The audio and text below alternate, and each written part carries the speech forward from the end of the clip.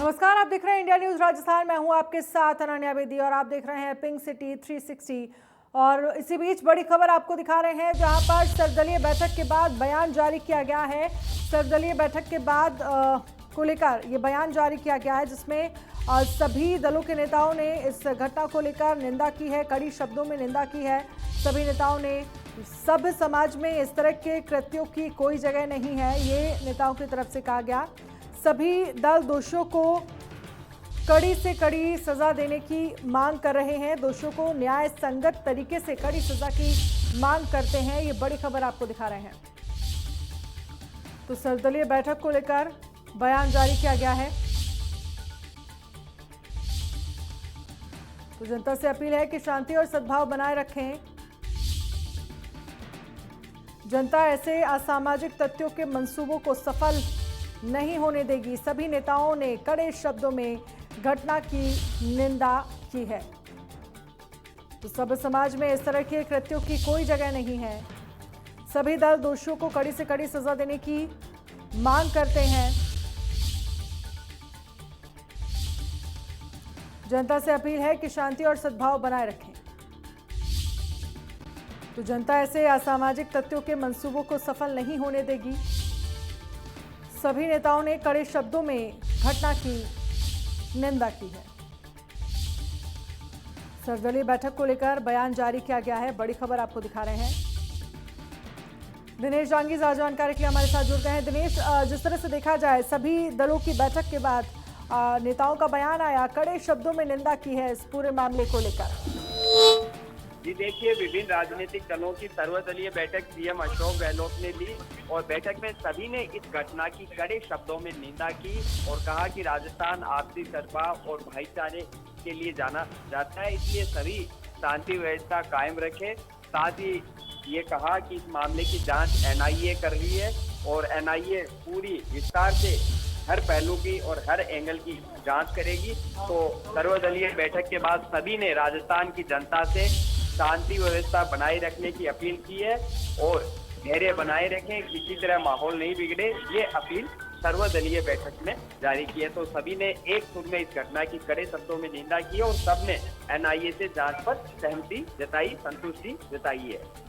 क्योंकि बिल्कुल इस पूरे मामले को लेकर हम देख रहे हैं, जिस तरह से सवाल पुलिस प्रशासन की कार्यशैली को लेकर भी सवाल खड़े हो रहे हैं। और ये क्योंकि जिस तरह से हत्या की गई है कन्हैया की, वो वाकई किस तरह की मानसिकता को दर्शाता है, तालिबानी मानसिकता को दर्शाता है। और इस पूरे मामले को लेकर एनआईए जांच भी कर रही है। अगर आपसे समझना चाहें, एनआईए की जांच में क्या कुछ अभी फिलहाल सामने निकल कर आया है, और साथ ही जो दो हत्यारे हैं उनसे पूछताछ शुरू कर दी एनआईए ने। देखिए, नुपुर शर्मा के समर्थन में पोस्ट करने पर जिस तरह दरिंदों ने मौत के घाट उतारा है, कोई भी इस घटना को जस्टिफाई नहीं कर सकता। बहुत ही जघन्य वारदात को अंजाम यहाँ पर दिया है। वहीं आतंकी कनेक्शन भी अब सामने आया है। पाकिस्तान के एक कट्टर संगठन से दोनों जुड़े हुए थे, जमात इस्लामी संगठन का नाम बताया जा रहा है। पाकिस्तान जाकर वो ट्रेनिंग भी ले चुके हैं। इस तरह कई बातें सामने आई हैं। हर पहलू, हर एंगल से एनआईए ने बाकायदा जांच शुरू कर दी है। उसकी टीम ने उदयपुर में डेरा डाल रखा है और जो संबंधित लोग हैं इस घटना से, बाकायदा उनसे एनआईए पूछताछ कर रही है और बड़ा खुलासा होना यकीनन तय है कि किस तरह वो लोगों के संपर्क में थे, किस तरह उनका नेटवर्क था और किस तरह उन्होंने वारदात को अंजाम दिया, क्या मंसूबे और मकसद था इस तरह वीडियो वायरल करना वारदात के पहले और बाद में। चलिए, बहुत बहुत शुक्रिया इस तमाम जानकारी।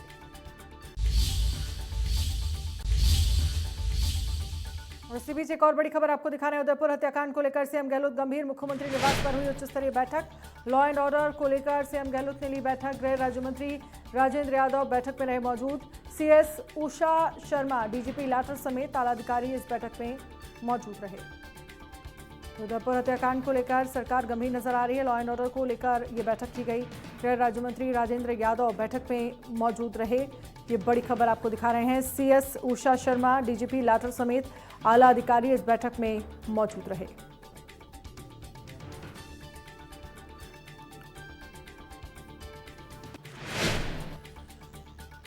उदयपुर हत्याकांड पर सीएम अशोक गहलोत का बयान, रेडिकल एलिमेंट से लिंक के बिना ये घटना मुश्किल है। एसआईटी ने कल रात से अपनी जांच शुरू की है। सीएम की तरफ से कहा गया घटना के पीछे अगर कोई साजिश होगी तो उस साजिश का खुलासा भी किया जाएगा। ये सीएम अशोक गहलोत की तरफ से कहा गया।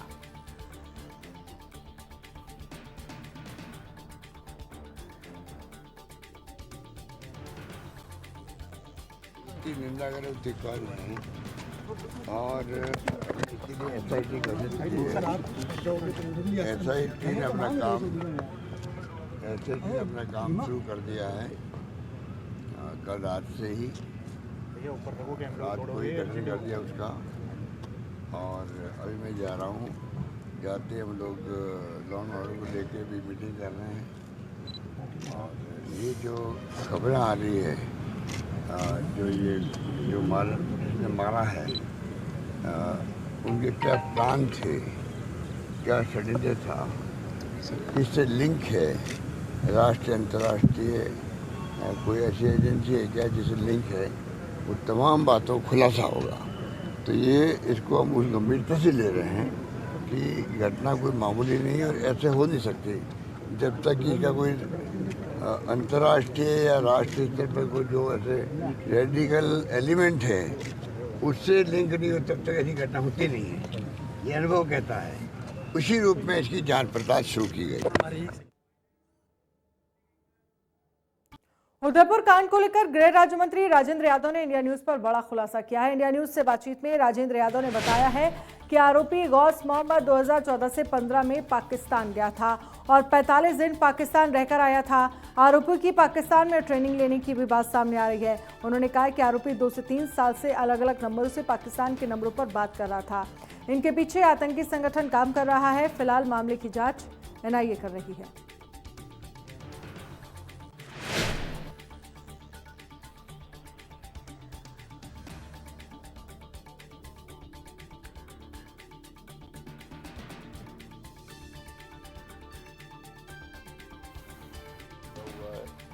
क्योंकि जो 2 मुलजिम पकड़े गए उसमें एक मोहम्मद जैस जो नाम है जिसका, वो 2014-15 में कराची पाकिस्तान गया और वहाँ लगभग 45 दिन वो रह के आया और वो लगातार इधर कुछ पिछले 2-3 साल तक लगातार वो पाकिस्तान के से नंबरों पे बात करता रहा है। और वो अब जो आने वाले टाइम में जो जिस तरीके का उन्होंने ये घटना की है, ये ऐसी घटना नहीं है जो कोई आम आदमी कर सके। तो इस पे एनआईए का केस दर्ज हुआ है और एनआईए इसकी जांच करेगा और आगे आने वाले समय में जो इनका नेटवर्क खड़ा हो गया उसको तोड़ के उन मुलजिमों को कटघरे के पीछे। उदयपुर हत्याकांड पर मंत्री अशोक चांदना का बयान। कहा घटना की जितनी निंदा की जाए कम है, आरोपियों को फांसी मिले तो भी कम है। चांदना इतनी बड़ी घटना है कि फांसी भी कम है। चांदना ने कहा है पीएम को भी शांति की अपील करनी चाहिए। इस तरह के दरिंदों का कोई जाति धर्म नहीं होता। ऐसे दरिंदे किसी भी धर्म में पाए जा सकते हैं। ये चांदना की तरफ से कहा गया है। घटना की जितनी भर्त्सना करी जाए, जितनी बुराई करी जाए उतनी कम है। यदि वो 2 अपराधियों को फांसी भी मिल जाएगी तब भी मैं समझता हूं जो आज दुख इस देश के हर व्यक्ति के दिल में है उसकी कुछ पूर्ति तो हो पाएगी, लेकिन संपूर्ण पूर्ति ये इतनी बड़ी घटना है कि फांसी भी उसके सामने छोटी सजा लगती है। दूसरी बात, माननीय मुख्यमंत्री जी ने प्रधानमंत्री जी से अपील करी है। देश के लोग आपको वोट देकर प्रधानमंत्री बनाते हैं, आप शांति की अपील क्यों नहीं करते खुले में कि इस प्रकार की घटनाओं को बंद करो, भाईचारा बनाओ, सभी धर्म के लोग एक जगह बैठें, आपस में मान सत्कार को बढ़ाएं। इस प्रकार की बात उनको कहनी चाहिए, क्योंकि देश का बात ये इस घटना तक बात आई कैसे? जो व्यक्ति एक दरिंदा होता है उसकी कोई जाति या धर्म नहीं होता। जो छोटी छोटी बच्चियों का रेप करके उनका गला काट देते हैं, उनकी कोई जाति या धर्म होता है?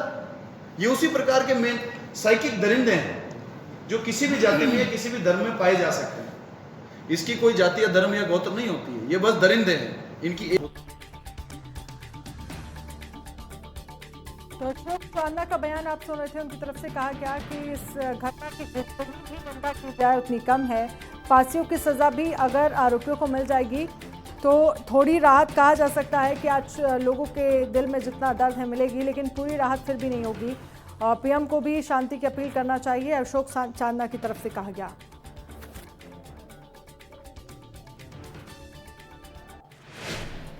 और एक और बड़ी खबर, केंद्रीय मंत्री गजेंद्र सिंह शेखावत का बयान, उदयपुर हत्याकांड में राज्य सरकार पर बोला हमला। तुष्टीकरण की राजनीति अपना रही है कांग्रेस सरकार, शेखावत कह रहे हैं राज्य सरकार की इसी नीति ने ली निर्दोष की जान।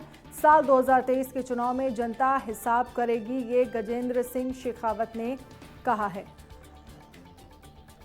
उदयपुर में कल एक निर्दोष नागरिक कन्हैयालाल तेली की बर्बरता से हत्या कर दी गई। दोष सिर्फ इतना था कि कुछ दिन पहले एक फेसबुक पर या सोशल मीडिया के किसी प्लेटफॉर्म पर एक पोस्ट डाल दी गई थी। पुलिस ने गिरफ्तार किया, आनंद फानंद में बुलाया गया और बाद में रिहा कर दिया गया। जैसे रिहाई हुई तुरंत ही धमकियां मिलने लगी।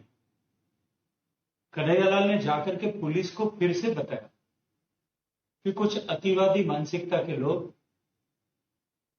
मुझे मारने, जान से मारने की धमकियां दे रहे। टेलीफोन नंबर भी पुलिस के साथ में साझा किए गए, लेकिन पुलिस ने न जाने किस दबाव में कोई कार्रवाई नहीं की। लेकिन कांग्रेस पार्टी अपने चिर परिचित एजेंडे भारतीय जनता पार्टी राष्ट्रीय स्वयंसेवक संघ को कोसने में ही लगी रही, क्योंकि उसे चिंतन नहीं करना था, एक वर्ग विशेष को खुश करना था। इसी तुष्टीकरण की राजनीति को राजस्थान के मुखिया गहलोत साहब आगे। उदयपुर मर्डर केस में बीजेपी प्रदेशाध्यक्ष सतीश पूनिया ने राज्य सरकार पर बड़ा जुबानी हमला बोला है। पूनिया ने कहा है कि एनआईए की एंट्री तब होती है जब स्थानीय पुलिस प्रशासन और सरकार नाकाम हो जाती है। पूनिया ने कहा है कि मौजूदा हालातों में राजस्थान में पुलिस और सरकार का इकबाल खत्म हो चुका है। पूनिया ने चिकित्सा मंत्री के बयान की भी निंदा की है। पूनिया ने कहा है कि जब इस घटनाक्रम की सही तरीके से जांच की जाएगी तभी पता चल पाएगा कि इसके तार कहां तक जुड़े हुए हैं। उन्होंने कहा है कि राजस्थान में तुष्टीकरण की राजनीति में ये सरकार अपराधियों को सहूलियत देती है।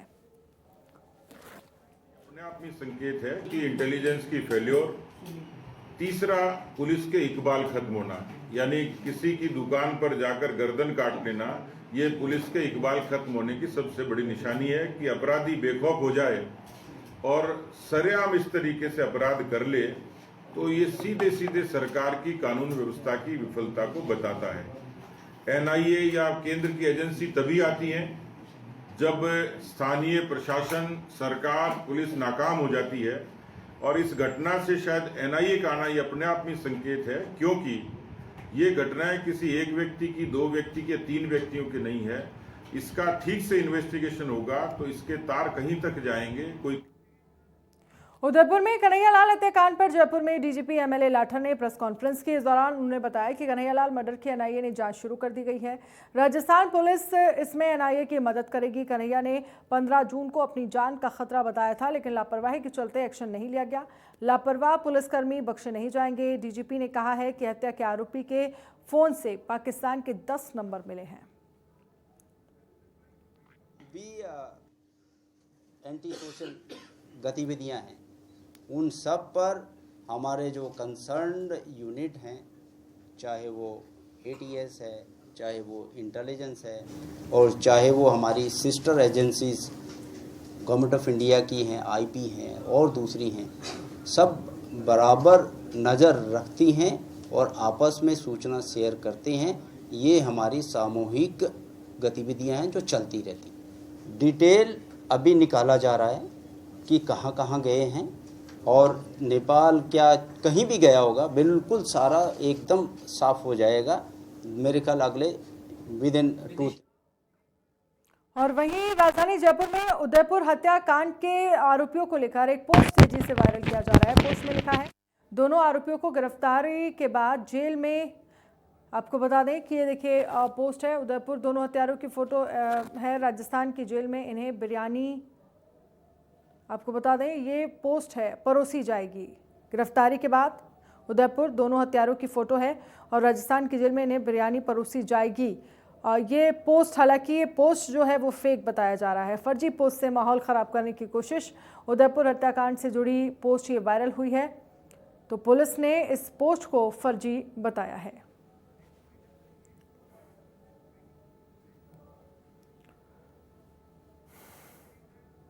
और फिलहाल खबरों में इतना ही। आप बने रहिए इंडिया न्यूज़ राजस्थान के साथ।